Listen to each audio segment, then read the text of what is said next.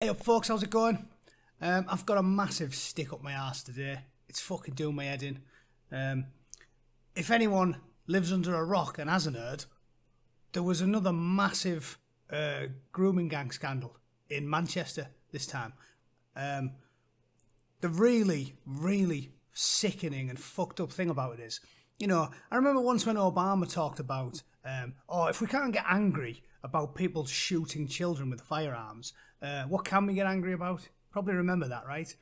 Well, if we can't get angry about massive gangs of hairy men raping the shit out of little kids, what the fuck can we get angry about? Because if you don't get massively pissed off about little kids getting gorilla fucked by sweaty 50-year-old blokes, I don't think there's very much that will piss you off. And the really annoying thing about this latest one, who, if any Americans are curious, I'll put a link in.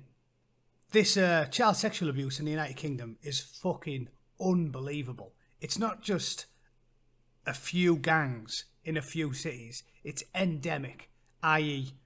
possibly up to 1 million kids were raped systematically by Pakistani Muslim grooming gangs, and the police for 2 decades didn't report it, ignored any complaints the general public made, and basically swept it all under the rug.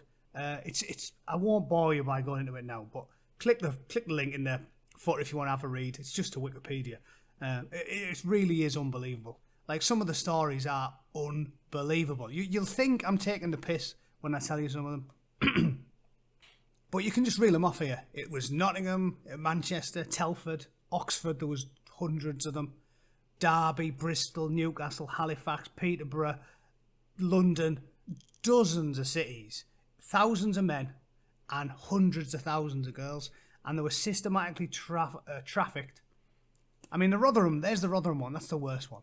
The Rotherham child exploitation scandal consists of the organised child sexual abuse of from the late 1980s until the 2010s, and the failure of local authorities to act on reports of the abuse through most of that period. Researcher Angie Hall, who was hired and warned about this child exploitation and described it as the biggest child protection scandal in UK history. From at least 2001, multiple reports passed the names of alleged perpetrators, several from one family to the police and Rotherham Council. So multiple people told the coppers what was happening, and the coppers purposely didn't do anything about it because they thought it'd rile up racial tensions. Well, I'd like to say this. What do you think is going to rile up racial tensions more? The police looking into and investigating the rape of white kids by British Pakistani men, or doing nothing about it and letting thousands of kids get the brains fucked out by big hairy-arsed Pakistani men who drug them and give them heroin and whiskey and brand them and pour petrol on them and fucking torture them? Which of those two events do you think is going to annoy the locals more? I reckon it's probably the latter. But what the fuck do I know? I'm a bluff old traditionalist. The Times reported that it was known all about the town and the police and council knew about it for at least 10 years. The really annoying thing about that was it was widely reported on by a bloke called Tommy Robinson, and again, Americans probably don't know who he is. Tommy Robinson he's about my age, 1982 he was born. The short version is, Tommy Robinson is crass and sort of doesn't have the right accent for taking the piss out of people. Because if you talk like me, or you talk like him, or you basically have a working class twang, you can't say the exact same things as well-spoken activist types like Douglas Murray or Christopher Hitchens or any of the other ones, because some of the shit they say is extremely funny. Here's an example anyway. Christopher Hitchens, fantastic orator, but he was posh, so he could say what everybody thinks. We have this really weird class bigotry in the UK where you can only say the obvious, the facts, if you have a posh accent and you have an Oxbridge education. Because if someone like me or Tommy Robinson says what Mr. Hitchens is about to say, the police knock on your door and they drag you off. But it is funny, so I'll play it. Listen. If I say what I think about their religion, which I'm now going to do. because I don't have any what you might call ethnic bias. I've no grudge of that sort. I can rub along with pretty much anyone of any, as it were, origin or sexual orientation or language group, except people from Yorkshire, of course, who cheeky southern bastard. Completely untakeable.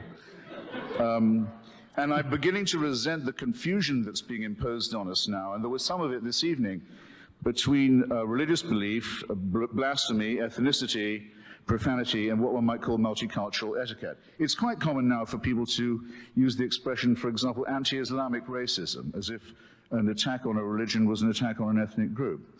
The word Islamophobia, in fact, is beginning to acquire the opprobrium of that was once reserved for racial prejudice.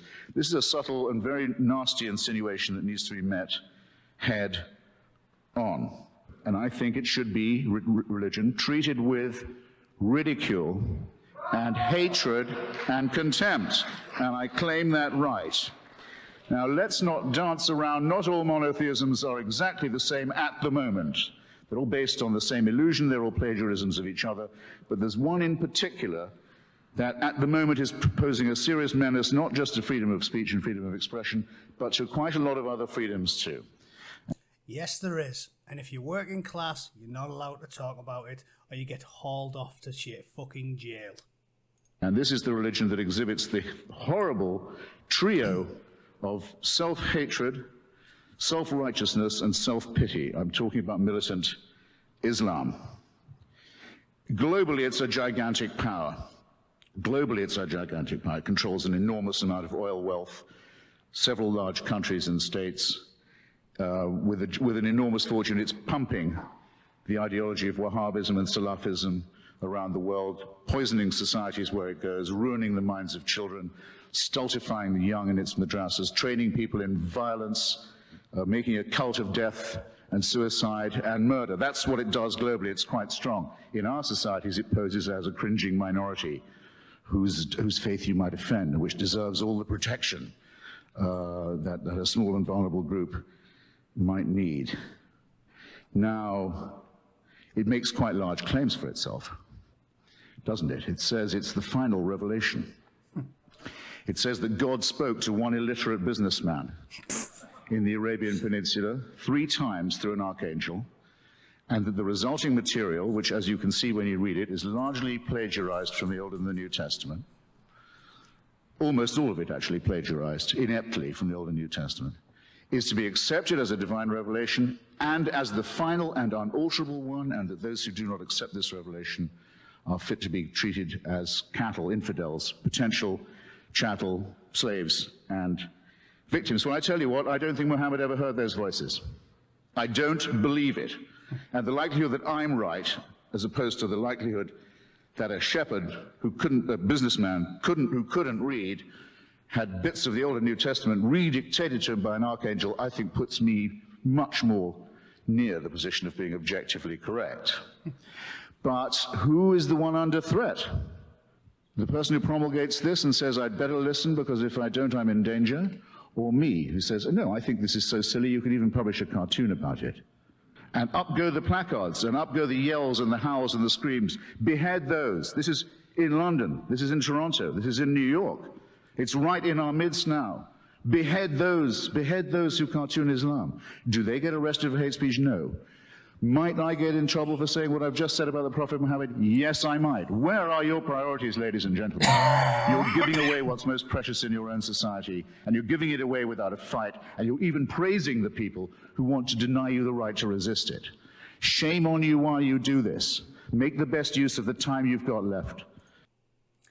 Now, that was a fantastic speech. He's a brilliant orator, but if you say Muhammad was an illiterate goat herder, he's got a violent cult of death, indoctrinating and brainwashing people, and you should hate and fear that religion. They come for you. Tommy Robinson said that, but because he's got a rough working class accent, I think he's from Luton, and he's like, fucking hell, Governor, or whatever, however Southerners talk. It's just a cult of death, innit? Coppers do you. That's you done. But if you look like him and you have an Oxbridge education and you wear a nice plaid shirt and a pair of gigs, you can say it. Everything this kid said was true. He might not have put it in the most eloquent way. So I don't believe that he's got a problem with anyone based on the skin colour. I think he's got a problem with an ideology. And everyone in a free society should be allowed to say whatever they like about any ideology. It's really fucked up that the guy just gets locked up and harassed endlessly. But anyway, I went off on a tangent. The point is, the sheer volume, literally hundreds of thousands of kids getting systematically tortured and raped. And let's not use the trifling, pleasant-sounding words. They go, oh, they've been abused and mistreated. No, they got fucking tortured, threatened with murder and fucking raped by fucking dirty old men. And nobody seems to care. We just have to go, well, you know, shit happens. That Andy Burnham from Manchester wants sacking. And yeah, I had to get this off Fox News. Fox News in America. Because if you type in BBC Manchester rape gangs, what do you get? Top story is that filthy bloke who was GHB and all the men before he donkeyed one into them. That's the top link you get. Then you get an older story, which is just a detective hitting out at the force's decision to stop investigating them. And then you get the gay bloke again, because, you know, we can do him. But they don't even want to talk. And then, look, Huddersfield from over a year ago.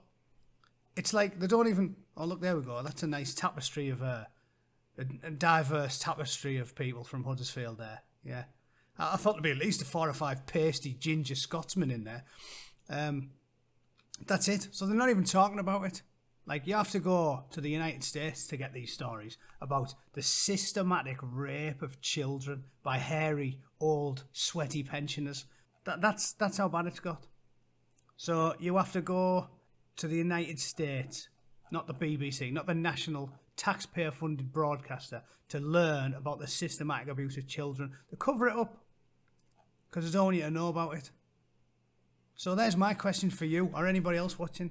What's it take to make you angry? I'm an angry bootneck. I'm always pissed off. I read the news every day just to keep my rage levels topped up nice and high. I wake up, boil a kettle, and then boil my fucking piss in a rage from reading this shit. I can't believe that. Top story, BBC Manchester rape gangs. Oh, let's read about the gay man bumming the drunk guys again. I don't care about that now. I want to read about these kids getting systematically tortured and raped by pensioners. Tell me about it, BBC. Why is that not on there? It takes the piss. It boils my piss and it takes everybody else's. Fucking unbelievable. The only good reliable source for news, just to finish with, Spiked. Check it out. I'll put that link in the comments as well. The good old reliable Brendan O'Neill. He'll fucking talk about it. And you should read that story. But the BBC won't. They want to pretend it's not happening. I guarantee if it was 10 white guys systematically raping and torturing 100 Pakistani Muslim kids, and they purposely targeted them purely because of their ethnicity and their religion, I guarantee the BBC would want to fucking talk about that. The BBC would want to talk about that for 6 weeks. But when it's a big gang of Pakistani men, no, let's just pretend, let's sweep it under the rug. And Andy Burnham claims that the only reason they didn't do anything about it was because of money. Said they didn't have enough money. Well, they've got enough money to fucking get you if you park your car in the wrong place in Manchester. But apparently they didn't have enough money to look into that. It's a fucking piss take. And if you believe it, you're as fucking light as a Candyman's balloon. Yeah, it's just pissed me off. If you don't get angry about that, what do you get angry about? I'm an angry bootneck. I want to see angry civilians, 60 million of them, saying, sort this out, deport anyone that wasn't born here. I don't care how long they've lived there. If you get found guilty of raping kids, fucking deport them. Throw them out and tear up the citizenship. If they were born in Britain, well, we have to deal with them. That's the rule. But lock them up and they never see the light of day. They want locking in a cupboard and feeding off nothing but rain and fucking moss for the next 50 years. Because people want action. Do we run the country or not? If you were to put that type of thing to a referendum, the Brexit one was close. If you were to ask the public, should we seal these cunts in a box and leave them somewhere on a windswept fucking crag to live off rainwater for the rest of their life? I reckon 80% of the country would say, yeah, fuck them. It stuns me that more people aren't outraged about this entire thing. It went on for decades and the coppers were purposely letting them get away with it. So they were forcing 10-year-olds to suck them off, and the coppers were like, don't worry about it, lads. Go and give fucking Matty a parking ticket instead. Are you pulling my fucking pisser? Unbelievable. Anyway, I'm Raj today. I'll leave some links in the fucking comments. Have a look. It's unfucking believable. And if your piss isn't boiling away by the end of it, I don't know what it will take to get you angry. Unbelievable.